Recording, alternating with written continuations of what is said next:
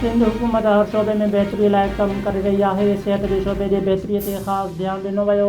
सिंध में सिहत जे आलमी मयार जूं सहूलियतूं मुफ़्त फ़राहम कयूं पियूं वञनि।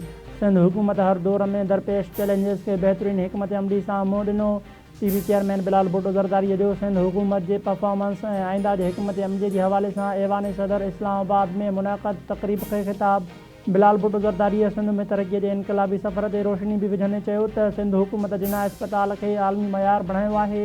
कैंसर जो महांगो तरीन इलाज मुफ़्त मुहैया कयो पियो वञे। सिंध में पहिरीं भेरो कैंसर जे इलाज लाइ साइबर नाइफ टेक्नोलॉजी मुतारिफ़ कराई। NICVD में मरीज़नि जो मुफ़्त इलाज कयो पियो वञे।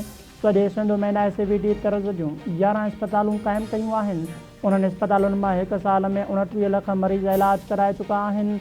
तक़रीब में वक़्ती सदर यूसुफ रज़ा गीलानी, सिंध जो वॾो वज़ीर सैयद मुराद अली शाह ऐं सीनियर वज़ीर शदीद इनाम मेमून शरीक, इस्लामाबाद में मुक़रर परॾेही मुल्कनि जे सफ़ीरनि जो वॾो अंग बि शरीक। सिंध जे तइलीम वारे शोबे में बि नुमाया क़दम खयां विया। 2008 ताईं सिंध में रुॻो 10 यूनिवर्सिटियूं हुयूं। सिंध में हिन वक़्तु 30 यूनिवर्सिटियूं आहिनि। शागिर्दनि लाइ स्कॉलरशिप जा प्रोग्राम शुरू कया विया। सिंध 2022 में तारीख़ी ॿोॾ खे मुंहुं ॾिनो। हज़ारें स्कूल मुतासिर थिया। ॿोॾ सबबि तक़रीबन 50% एजुकेशन इंफ्रास्ट्रक्चर मुतासिर थियो। सिंध में 1 लख उस्ताद मेरिट ते भर्ती कया विया। TV चेयरमैन बिलाल भुट्टो ज़रदारीअ जो इस्लामाबाद में तक़रीब खे ख़िताब। संदसि चवणु आहे त सिंध में ग़ुरबत जे ख़ात्मे वारो प्रोग्राम शुरू कयो वियो। पीपल्स पार्टीअ खे बेनज़ीर इनकम सपोर्ट प्रोग्राम ते फ़ख़्रु आहे। BISP वफ़ाक़ी सतह ते वॾो सोशल सेफ्टी नेटवर्क आहे। सिंध रूरल सपोर्ट ऑर्गेनाइज़ेशन लखें औरतुनि खे बिना ब्याज जे कर्ज़ ॾेई रही आहे। औरतूं ऑर्गेनाइज़ेशन खां बिना ब्याज जे कर्ज़ वठी बाख़्तियार बणिजी रहियूं आहिनि। सिंध में सभ खां वॾो हाउसिंग प्रोजेक्ट तामीर थी रहियो आहे। सिंध में ॿोॾ मुतासिरनि लाइ 21 लख घर ठाहे रहिया आहियूं। 7.5 लख घरनि जी तामीर मुकमल थी चुकी। 15 लख घरनि जी अॾावत जो कमु जारी आहे। पाकिस्तान जो सभ खां वॾो आबपाशी निज़ाम सिंध में मौजूदु आहे। आबपाशी निज़ाम मां लखें आबादगार लाभ हासिल करे रहिया आहिनि। सिंध जे नंढनि हारियुनि खे बाख़्तियार बणायो पियो वञे। सिंध में 200 नंढा डेम बरसाती पाणीअ खे ज़ख़ीरो करे रहिया आहिनि। TV चेयरमैन बिलाल भुट्टो ज़रदारीअ जो इस्लामाबाद में तक़रीब खे ख़िताब। सिंध में 57,000 किलोमीटर रोड नेटवर्क मौजूदु आहे। 2008 खां 2025 ताईं 24,148 किलोमीटर रोडनि जी तामीर ऐं मरमत कई वई। कराचीअ में शाहराह भुट्टो पब्लिक प्राइवेट पार्टनरशिप तहत मुकमल कयो वियो। 2008 ताईं सिंध में अवाम लाइ को बि ट्रांसपोर्ट जो निज़ाम मौजूदु न हो। सिंध हुकूमत पाकिस्तान में पहिरियों भेरो EV बस मुतारिफ़ कराई ऐं औरतुनि लाइ पिंक बस सर्विस शुरू कई।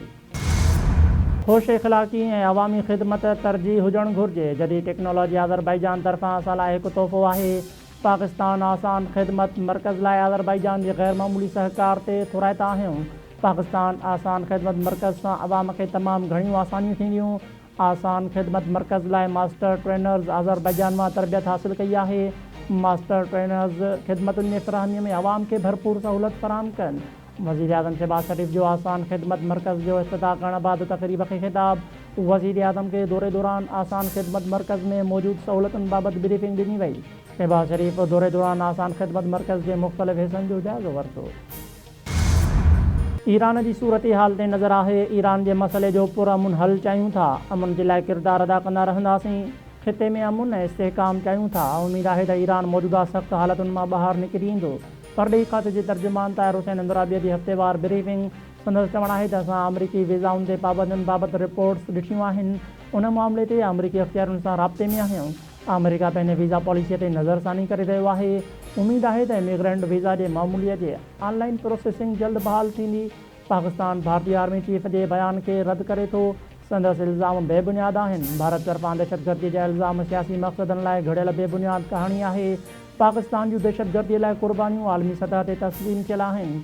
पाकिस्तान ख़िलाफ़ भारतीय इल्ज़ाम पाण भारत जे साख खे नुक़सानु पहुचाए रहिया आहिनि।